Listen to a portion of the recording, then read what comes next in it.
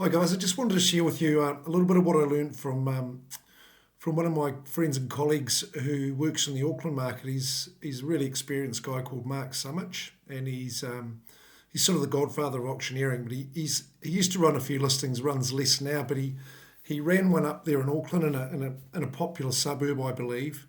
And he shared a bit about it. He actually used it as a case study for a training that he gave down here in Christchurch over Cup and Show week, and he shared with me a bit about it, and I thought I would relay it to you because I felt it was a pure campaign, and the attention to each step that's important was quite notable. So let me just share with you about it. It was a cross lease property that had a defective title, which is not an unusual situation for us either, is it? And it had a niggly sump drain under the house as well, which he knew was going to be problematic. Had a rateable value of 1.64 million, and so he appraised it 1.4 to 1.6. I'm not sure what the owner's expectations were in terms of price, but he knew that they'd lived there for a long time, and that they actually did want it to sell. I think regardless of their situation, he would have ignored their expectations anyway, or at least parked them and put them in his black box. Because he prescribed the methodology. He's quite an assertive sort of person, so he pretends to be or is the expert, and so I think that rubs off. And so what he did is he got 7,333 for marketing. He said that they pretty much volunteered that, and they were adamant they wanted to be in print. He set a search range of 1,250 to 1,450. He wrote a heading for his ad that read, "Decisions have been made."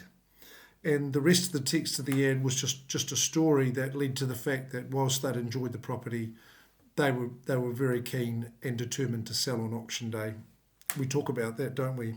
And he fronted the issue. So he went to the other cross lease neighbouring property owner, and he managed to convince them to sign a waiver that there'd be no with the flat plan, there'd be no sort of repercussions from their side anyway. And then he got a drainage expert in to sort of give a sort of warrant of fitness to the sump drain and below. So it was good that he confronted those issues. He's big on disclosure, and so then he went off and did his analysis around the suburb, and he found a recent sale that had happened within the last few weeks at 1.38 million, which he thought was good because it had a number of slightly inferior characteristics, but was in a slightly better location. So he utilised that.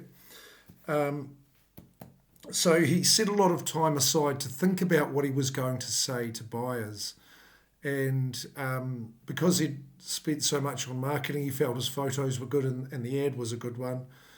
He did have over 100 people through the open homes. And I don't think that was typical in the market at that time. But, he had people coming up to him saying, "Have you got anything to disclose?" And he said, "Well, hang on a minute." He said, "I can disclose my name's Mark Sumich, but can you go and have a look in the property first before we have a talk about that sort of thing? I've got plenty to disclose," sort of thing.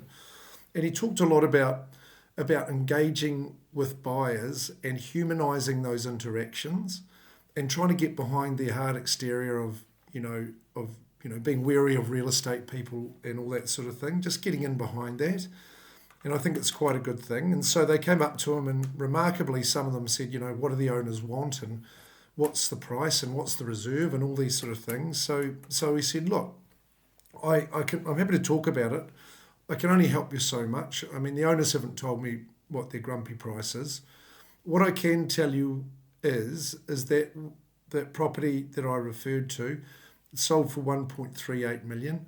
There was a bedroom less and blah blah blah, but it was slightly closer to the transport links and that sort of thing. We believe we might be better than that." And he was surprised how many of the people who came through were aware of that property, had actually inspected it, and knew about the sale price. So knowing that those buyers had the information on hand.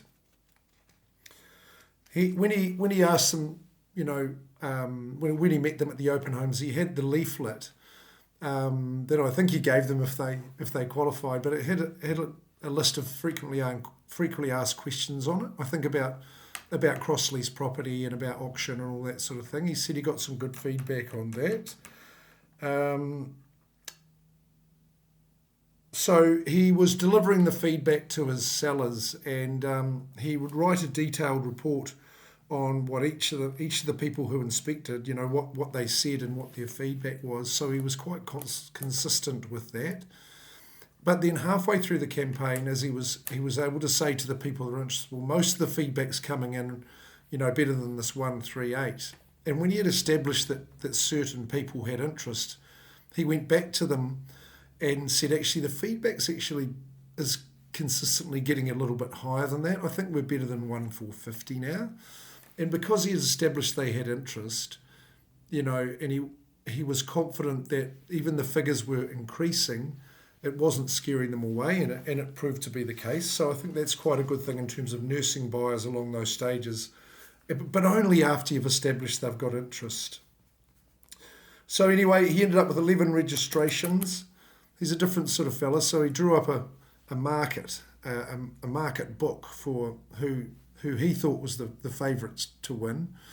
But he said he had so much to do with each and every one of those potential buyers. He said he was exhausted at the end of the campaign.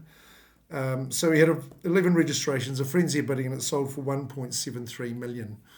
And he fronted it. So before everyone left, it was an on-site auction. He went and shook the hands of everyone who was there and everyone who bid. And he said he got quite a lot of inquiry afterwards in terms of people who said they would like to use his services as well. So I'd just like to summarise those points. You're the expert. You've got to understand the psychology of buyers. If you don't know each and every one of those auction steps and you get one wrong, it can be fatal for your campaign. Front the issues, and disclose. Park your owner's expectations. Quality marketing and plenty of it. Writing a catchy heading, and having your ad explain the inevitability of sale or affordability and value. Set a modest search range in your system. Find a recent sale, preferably inferior, that you can use when you prepare for your open home conversations, and humanise those interactions with people who come through your open homes. Work them hard, stay close to them, remove obstacles for them, nurse them through those stages, and get them there on the day. Comprehensive and constant feedback for your sellers, detailed reporting, get them there, and the rest will take care of itself. So there we go. If you want to speak more about what a pure campaign might look like, talk to me or any other of the auctioneers you work with.